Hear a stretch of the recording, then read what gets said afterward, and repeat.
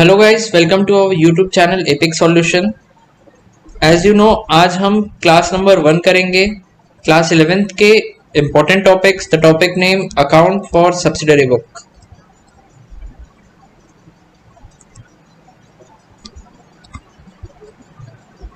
Okay, accounting for subsidiary book बहुत important topic है।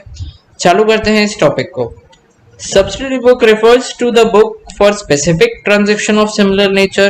Similar nature के specific transaction को refer करता है। इसका मतलब है कि specific transaction, suppose कोई purchase का transaction है तो सारे purchase के transaction एक ही जगह पर रहेंगे। That's the meaning of this line। Subsidiary book और also known as specialized general और day book के नाम से भी जाना जाता है इनको। Overcome or shortcomings, the use of general as a book of original comings subdivided into specific general name as subsidiary book। Okay, subsidiary book general का alternative नहीं है, ये general को substitute नहीं कर रहा है, ये simple generals के कुछ shortcomings हैं। shortcoming को ये सरपास करने की कोशिश कर रहा है, जनरल को शॉर्टकमिंग से उभरने के लिए हेल्प कर रहा है। ओके, तो अगर मैं सिंपल भाषा में कहूं तो सब्सिडरी बुक जनरल का पार्ट्स है और पार्ट्स को प्रॉपरली ऑर्गेनाइज किया गया है। ईच पार्ट में स्पेसिफिक ट्रांजैक्शन डाले गए हैं। Okay, now moving on to the next paragraph. Subsidiary book is the sub division of journal. Journal का एक सब डिविजन है, as we have discussed. These are known as books of prime entry or books of original entry or all the transaction recorded in original forms। Now types देखते हैं subsidiary book का, क्या क्या types होते हैं subsidiary book के। Okay, types है सबसे पहला परचेज बुक।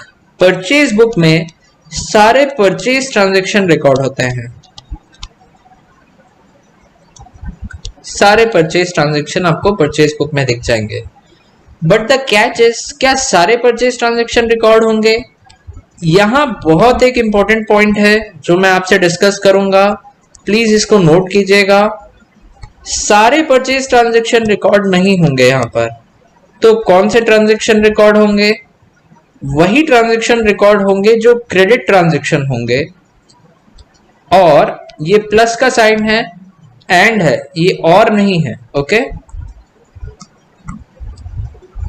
एंड वो गुड्स के ट्रांजैक्शन रिकॉर्ड होंगे जो आप डे टू डे में डील करते हैं,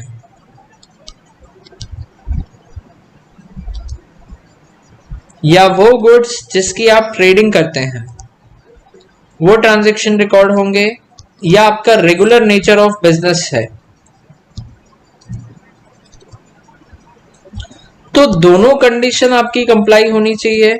ओके, तभी ट्रांजैक्शन क्या होगा, परचेज बुक में जाएगा। उदाहरण के लिए एक लेकर चलते हैं। एक ट्रांजैक्शन है, मैंने फर्नीचर बॉट किया, फर्नीचर मैंने खरीदा।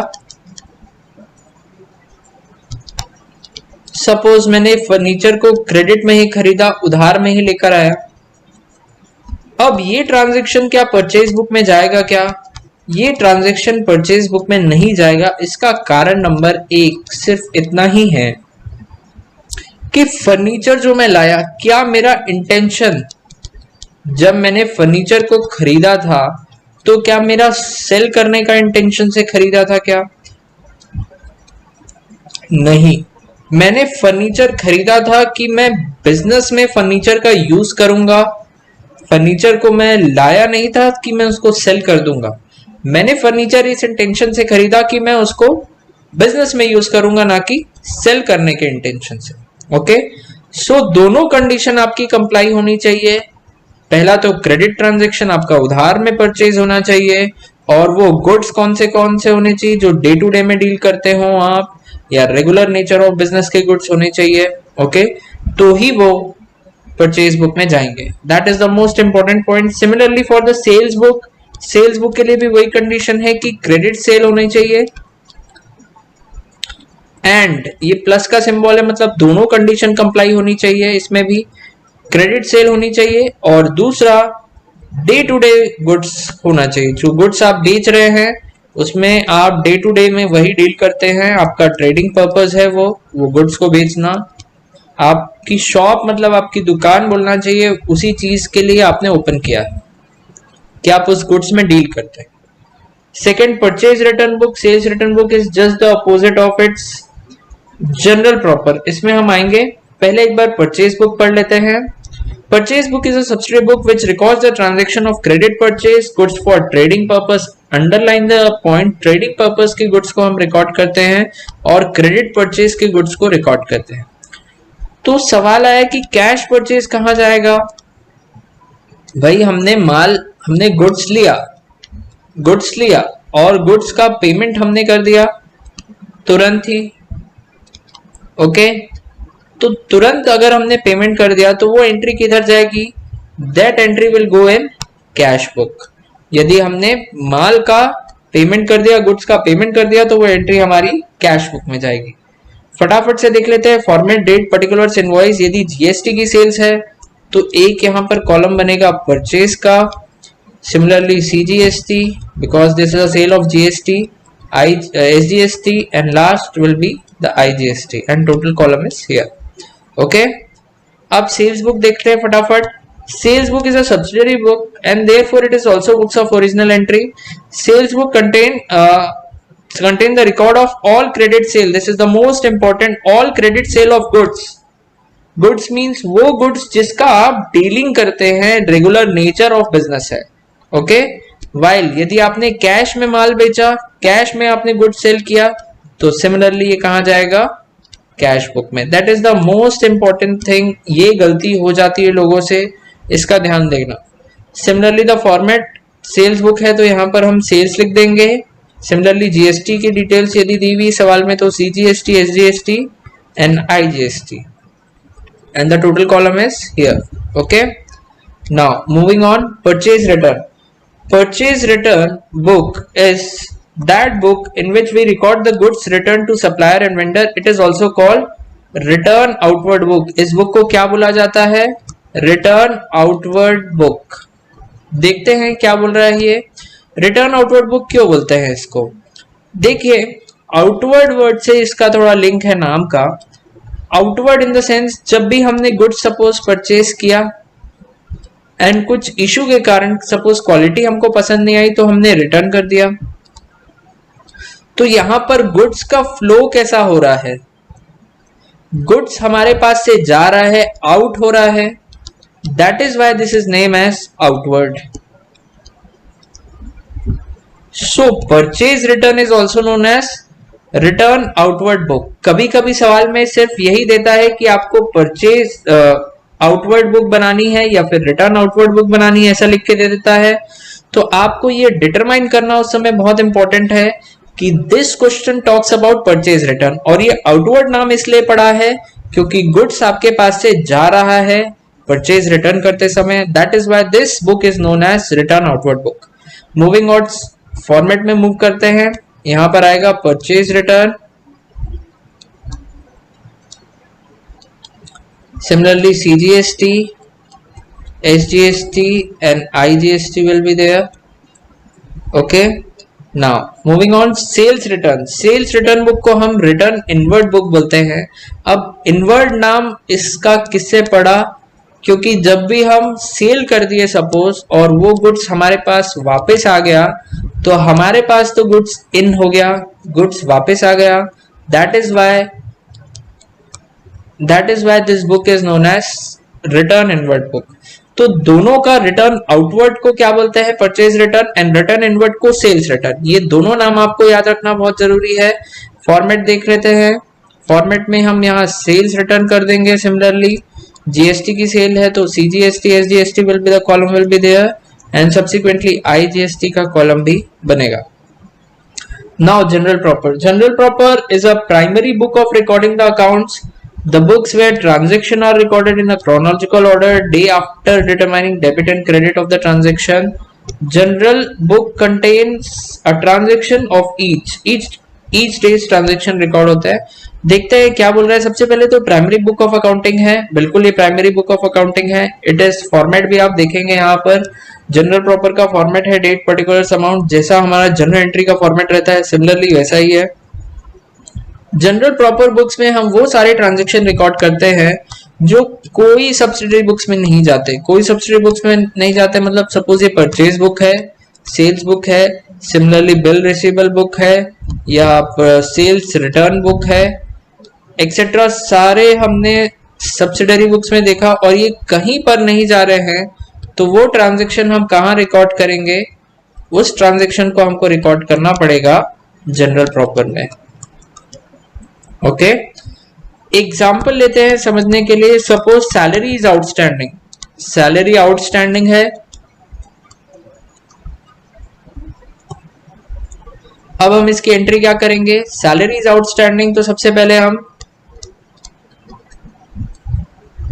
Purchase book, sales book, BR, SRBP etcetera. अब देखिए सैलरी आउटस्टैंडिंग है तो ना तो ये परचेज में जाएगा, सेल्स बुक में जाएगा, बिल रिसीवेबल में जाएगा, कहीं पर भी नहीं जाएगा।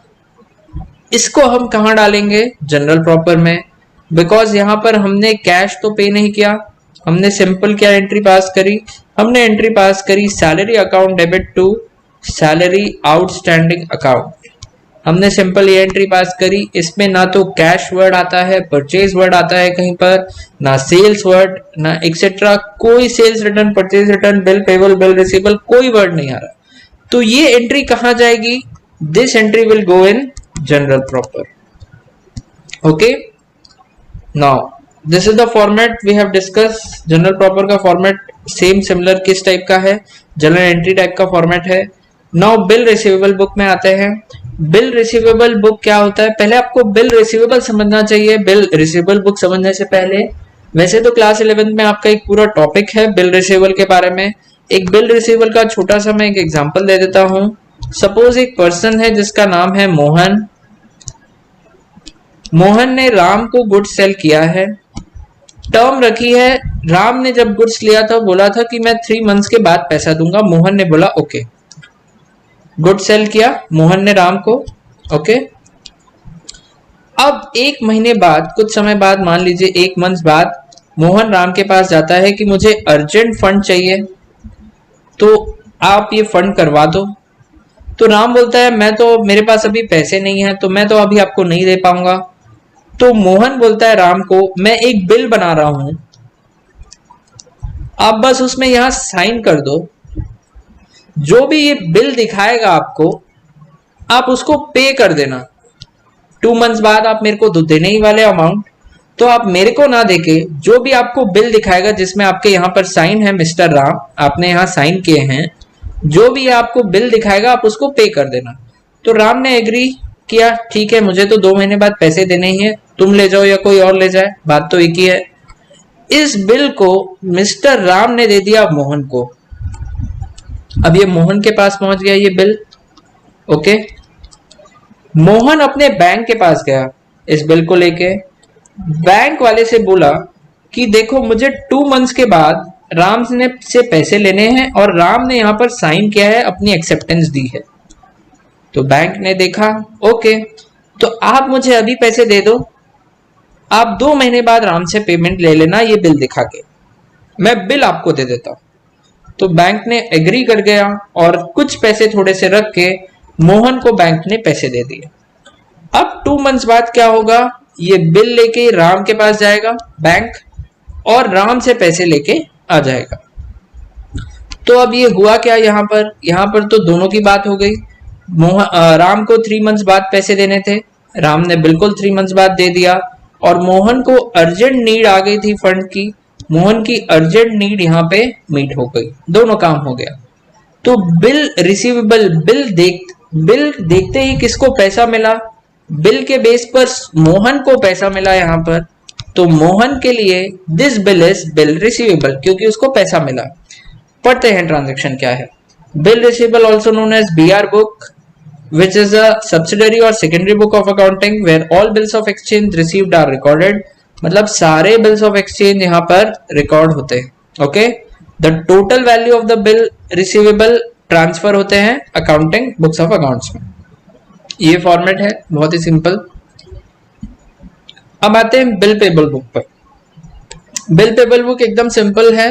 ये सब्सिडरी और सेकेंडरी बुक ऑफ अकाउंटिंग में डील होता है। बिल पेबल की बात करूं तो राम को वो बिल देखते ही पैसे देने थे, तो राम के लिए ये हो गया बिल पेबल, क्योंकि बिल दिखा और राम को पैसे देने पड़ेंगे इसके केस में।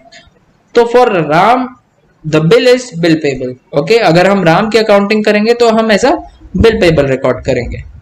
द टोटल वैल्यू, जितना भी टोटल वैल्यू होगा बिल पेबल का, हम ट्रांसफर करेंगे books of account. And this is also format of bill payable. Format is very easy, which contains serial number, date of receipt, from whom, ledger folio, period, due amount, due date and amount. Now this is the end of the topic. इसकी हम class 2 में कुछ practical questions पे discuss करेंगे। Video अच्छा लगा तो like कीजिएगा और कंटिन्यू वीडियो प्राप्त करने के लिए हमारे चैनल को सब्सक्राइब कीजिए। कुछ कमेंट है वीडियो रिलेटेड तो प्लीज नीचे वीडियो के सबसे नीचे एक कमेंट बॉक्स आएगा, वहां आप दे सकते हैं। Thank you and please watch the class 2 of special purpose subsidiary book.